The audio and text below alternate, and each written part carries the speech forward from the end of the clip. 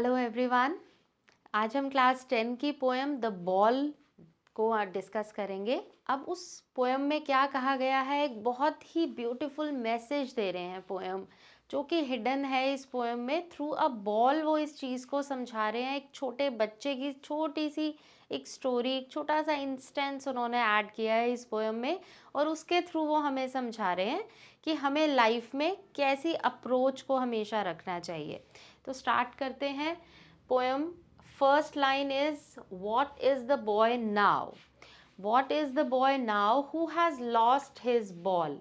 अब पोइट पहले ही लाइन में ये बता रहे हैं कि एक बच्चा है, एक बॉय है, जिसने अपनी बॉल बॉल जिससे हम खेलते हैं, गेंद, उसको खो दिया है। लॉस्ट, खोना, तो खो दिया है। What is he to do? I saw it go merrily bouncing down the street and then merrily over. अब एक बच्चा बॉल के साथ खेल रहा है। पोएट ने देखा एक बच्चे को बॉल के साथ खेलते हुए, और उस बच्चे ने खेलते खेलते वो बॉल कहीं खो दी है। अब कहाँ खो दी है? वो बच्चा कहाँ खड़ा है? वो बच्चा हार्बर के पास खड़ा है। हार्बर वो प्लेस होता है जहाँ शिप्स, बोट्स वगैरह को हम बांध के रखते हैं, और नेचुरली अगर शिप्स और बोट्स का जिक्र है तो कोई वाटर बॉडी भी होगी, वहाँ पर कोई वाटर सोर्स होगा। तो नॉर्मली मान के चलते हैं कि बहुत बड़ी रिवर होगी या सी होगा, तो वहाँ पर बच्चा नज़दीक ही कहीं खेल रहा है, और उसे खेलते हुए पोएट ऑब्जर्व कर रहे हैं, देख रहे हैं। और मैरिली बाउंसिंग, जो बॉल है वो ऐसे बाउंस मीन्स ऐसे हम जब उसको ज़मीन पे फेंकते हैं तो वो बाउंस करती है, टप्पा खाती है, और उसके बाद वो ऐसे ही बाउंस होती होती पानी के अंदर हार्बर में गुम हो जाती है, वहाँ गिर जाती है। तो इस तरीके से बच्चे ने बॉल को खो दिया है, और पोएट ये सब कुछ देख रहे हैं उस बच्चे के साथ। Now what is he to do? अब बच्चा क्या करेगा?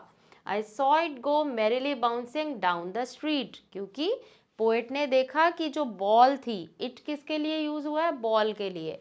बच्चे बच्चे को खेलते हुए पोएट ने देखा, और फिर बॉल को मैरिली, मैरिली का मतलब होता है हैप्पीली, हैप्पीली, जैसे एक अच्छा सा मतलब कंपैरिजन किया है कि बॉल बहुत खुश है। क्या बॉल नॉन लिविंग थिंग है, वो खुश हो सकती है?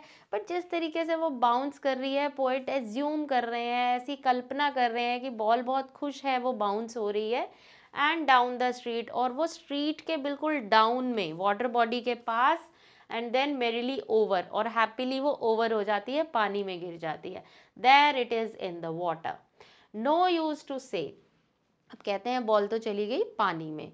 नो यूज टू से ओ देर आर अदर बॉल्स। अब पोइट कह रहे हैं कि अब मैं बच्चे को अगर ये बात कहता हूँ कि कोई बात नहीं बेटा, ये गुम हो गई तो कोई बात नहीं, देर आर अदर बॉल्स, और बहुत सी बॉल्स हैं, ये कहने का कोई फ़ायदा नहीं है।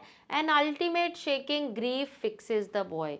अब बहुत ज़्यादा दुख, अल्टीमेट शेकिंग मतलब बच्चा कांप रहा है दुख से, वो बहुत अटैच्ड था उस बॉल से, तो वो वाला जो दुख है वो बच्चे को एक जगह फिक्स कर देता है, स्टेबल, स्टिल कर देता है। एज ही स्टैंड्स रिजिड, अब वो रिजिड होके, फर्म होके एक जगह टिका हुआ सा खड़ा है बच्चा, क्योंकि उसे दुख हो रहा है। Trembling steering down, trembling means उसकी बॉडी हर जगह से कांप रही है, वो इतना दुख में है कि मेरी प्यारी बॉल मुझसे दूर हो गई है। एंड स्टेयरिंग डाउन, घूरे जा रहा है, स्टेयर कर रहा है उस जगह को जहाँ बॉल गई है। All his young days into the harbour where. अब कह रहे हैं कि वो बॉल नहीं थी, वो बॉल नहीं थी, वो उस बच्चे के यंग डेज, जैसे बच्चा छोटा ही है, अभी स्टिल छोटा है, बट उससे भी पहले के जो उसके दिन थे जब वो और छोटा था, तो वो वाले दिन जुड़े हुए थे बॉल के साथ। तो वो दिन भी हार्बर में बॉल के साथ जो मेमोरीज थी उसकी, वो भी चली गई हैं। वेयर हिज बॉल वेंट, जहाँ बॉल गई है वहाँ भी बच्चे के यंग डेज, उसकी मेमोरीज उसके साथ बॉल के पानी में चली गई हैं। I would not intrude on him. अब पोइट कहते हैं कि मैं बच्चे को इंटरफेयर नहीं करूँगा। इंट्रूड मीन्स मैं उसको टोकूंगा नहीं, इंटरफेयर उसके बीच में नहीं पड़ूंगा जो भी अभी हुआ है। क्यों नहीं पड़ूंगा? A dime another ball is worthless.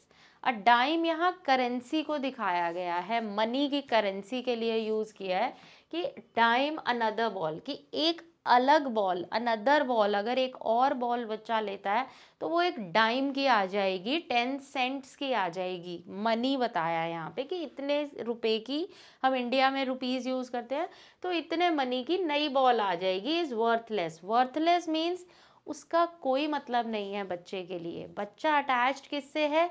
उस बॉल से जिससे उसकी यादें जुड़ी हुई हैं, उसने इतना समय बिताया, उसके साथ खेला कूदा, हर वक्त हंसा उसके साथ।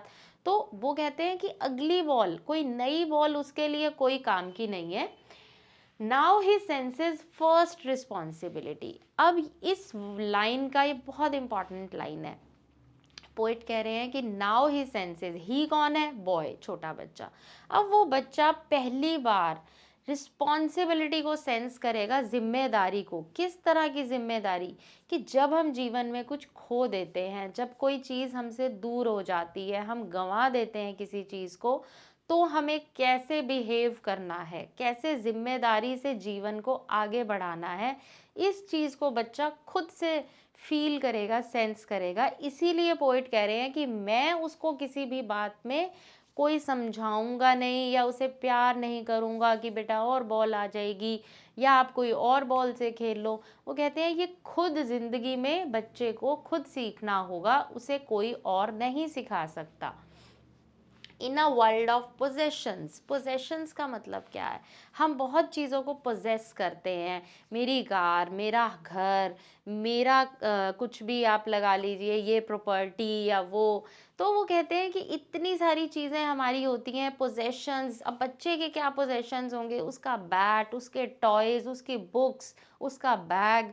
तो बहुत सारे पोजेशंस हर इंसान के होते हैं इस जीवन में।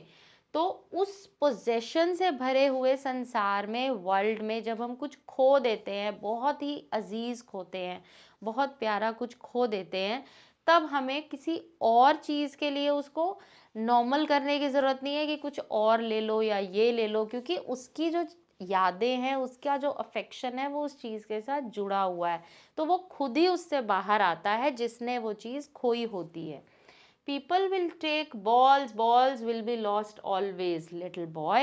पोएट कह रहे हैं कि पीपल, लोग हमेशा बॉल्स लेंगे, हमेशा बॉल्स से खेलेंगे। अब यहाँ बॉल्स किस चीज़ को रिप्रेजेंट कर रहा है? रिप्रेजेंट कर रहा है हमारी अजीज़ चीज़ें, हमारी प्यारी चीज़ें, जिनसे हम बहुत जुड़े हुए होते हैं, कनेक्टेड होते हैं, उन चीज़ों को रिप्रेजेंट कर रही है यहाँ पर बॉल। तो बहुत सारी बॉल्स होती हैं हमारी, और वो खोएंगी भी, वो हमसे दूर भी होंगी। तो बच्चे को कह रहे हैं and no one buys a ball back, लेकिन कोई वापस उसी बॉल को, उसी चीज को जो हमसे दूर होती है, उसे वापस नहीं खरीद पाता है। मनी इज एक्सटर्नल, मनी से हम चीज खरीद सकते हैं, एक्सटर्नल चीज है ये, लेकिन उससे जुड़े हुए इमोशंस, उस चीज से, जो चीज हम खोते हैं, उससे जुड़े हुए हमारे सेंटिमेंट्स हम नहीं खरीद पाते हैं।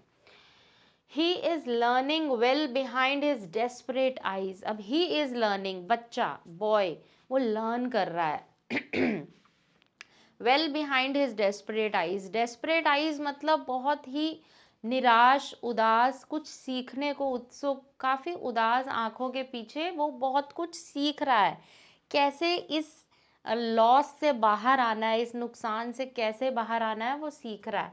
एपिस्टेमोलॉजी ऑफ लॉस, एपिस्टेमोलॉजी होता है नॉलेज, जो ज्ञान उसको इस वक्त मिला है कि नुकसान होता है तो कैसा लगता है, ये वाला नॉलेज, ये वाला ज्ञान। हाउ टू स्टैंड अप, कैसे खड़े होना है उसके बाद, नुकसान तो हो गया, चीज़ हमने खो दी, अब हमें खड़े कैसे होना है, वापस वापस पॉजिटिव कैसे होना है, और वापस रीगेन कैसे करना है लाइफ को। Knowing what every man must one day know. अब वो कह रहे हैं कि वो चीज़ जो हर इंसान को आनी चाहिए, उसके अंदर ये स्किल होना चाहिए कि वापस हमें खड़े कैसे होना है, और वापस ये ज़िंदगी जीनी कैसे है। And most know many days how to stand up. और वो पोएट लास्ट में कह रहे हैं, और ज़्यादातर हम में से लोग ये समझ भी जाते हैं, सीख भी जाते हैं कि नुकसान हो गया, कोई चीज़ हमने खो दी या कोई मेंबर खो दिया फैमिली का, या कुछ भी हमसे बहुत अजीज जुड़ा हुआ वो खोया, तो उसके बाद हमें खड़े होके वापस कैसे संभलना है।